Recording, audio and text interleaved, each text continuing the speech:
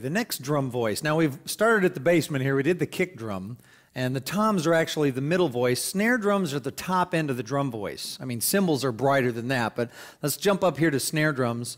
Standard snare drums are usually 14 by 5-inch depth. In other words, 14-inch diameter, 5-inch depth. This is a maple snare. I like to use these black dot heads. It's a coated head on top, but it's got a black dot underneath to reinforce the head.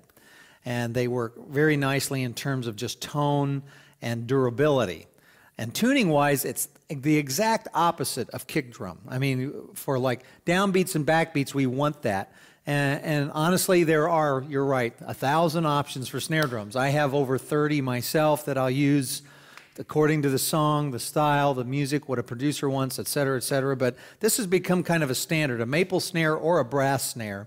And I tune like this. I'm using this medium weight head with the black dot or reinforced center, taking off the muffling so you can hear it ring a little bit. This is no muffling, wide open. I'm using a clear snare side head on the bottom. And when it's tuned really tight, unlike the kick drum, which is like super loose, this is tight. I mean, once it's tuned up, I can't hardly push the head in more than, a 1/16th to an eighth of an inch.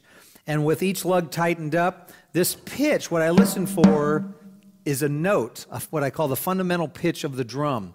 And it can be many things, but for what I like to do in terms of a good snappy, cracking snare drum, I want that pitch to be like a G or, even a high A. Now, you'll hear this pitch. G, da, da, da, da, da. Now, I've tuned this drum before. It can stretch, but normally once the head sets in, you're ready to go. Both heads are tuned to that.